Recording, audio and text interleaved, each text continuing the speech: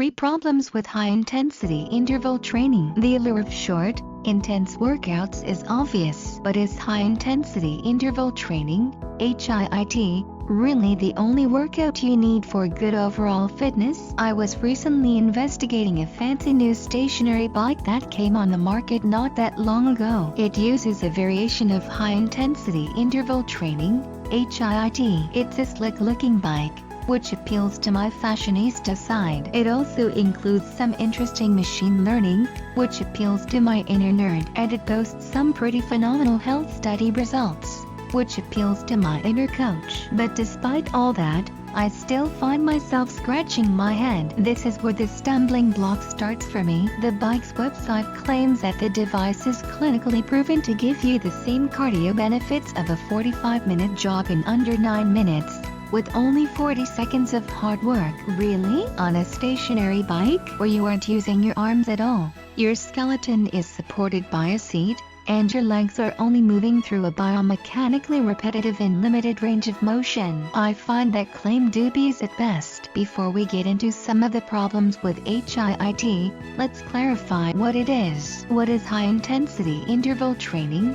HIIT. HIIT involves alternating brief bouts of high-intensity exercise, 30 seconds to 5 minutes, with shorter rest periods during a single exercise session. For most people, the allure of this type of training is that it promises shorter workouts, which still provide results that are equal to, or greater than, more traditional moderate intensity training. HIIT is versatile enough to be used in all types of settings. It also packs a punch that can take some extra time to recover from. Arguably, the most popular form of HIIT is the Tabata method. I wrote about that in an article called How to Use Tabata Training for More Than Just HIIT Workouts. Although the article you're reading right now may seem like it's putting HIIT down, I stand by my previous claims. Tabata training, if done correctly, and that's a big if, is very demanding. The body responds to the stress of this workout by rapidly increasing its capacity to increase oxygen uptake,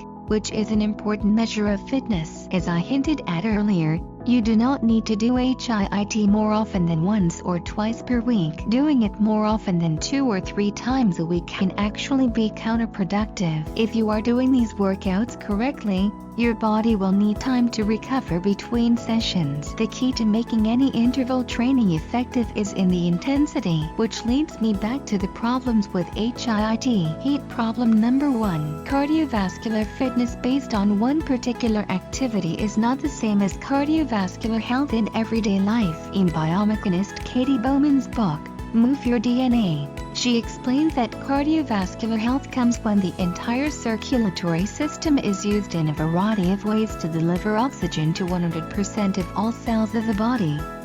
So, with that in mind, let's think about this bike. As stationary cyclists, cardiovascular fitness may allow them to pump a lot of blood to their legs for several hours, or just a few minutes on this device.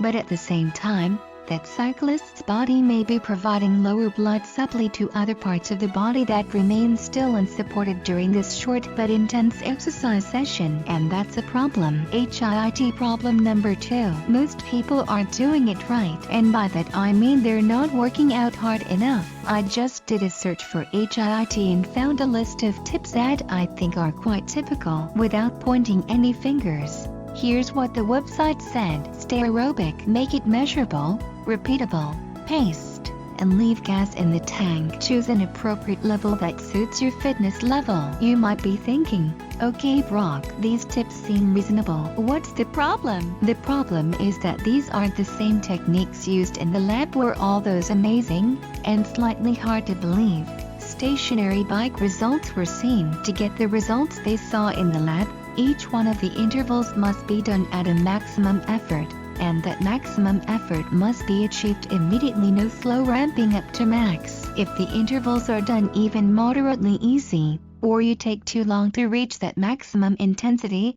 the molecular changes that result in a large concentration of what is called PGC1A, a key regulator of mitochondrial energy, are diminished. The problem is that these aren't the same techniques used in the lab where all those amazing, and slightly hard to believe, stationary bike results were seen. If you don't have enough PGC1 built up in your muscle, your body will not provide the necessary signal to improve your fitness. Building up that extreme amount of PGC1 requires a drastic depletion of glycogen, or storage carbohydrate, in the muscles. To induce that type of state, it takes a fight or flight type of sprint. That's the exact opposite of what tip number 2 told us, which was to leave some gas in the tank. So, if we follow the hype behind HIIT and also try to rely on it as a way to boost our fitness in only 9 minutes, done a few times per week, with only 40 seconds of hard work,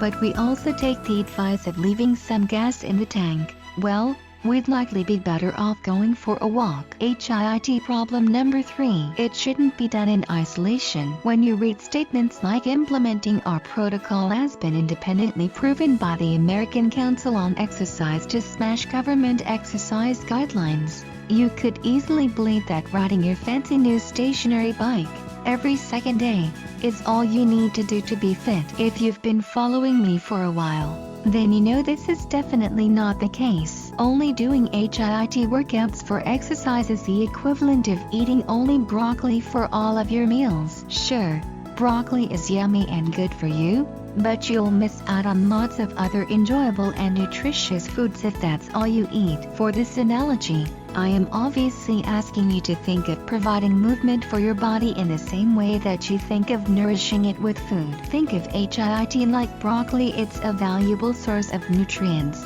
but it shouldn't be viewed as the one and only nutrition source necessary to be healthy. I am not disputing the very scientific studies that show increases in oxygen uptake, drops in blood pressure, and increases in fat oxidation after using a device and protocol like the bike I mentioned earlier. But there is much more to fitness and health than just improving your blood test results. There's much more to fitness and health than just improving your blood test results. As I explained in my article Why Cross-Training is Essential and Improves Your DNA, including varieties of movement, or cross-training, in your fitness program allows you to vary the stress placed on specific muscles and your cardiovascular system. It has also been known to reduce the possibility of an overuse or repetitive movement injuries that can come from doing a single sport or a single intensity for every workout. And how can you stay excited about your workouts if they're always done the exact same way,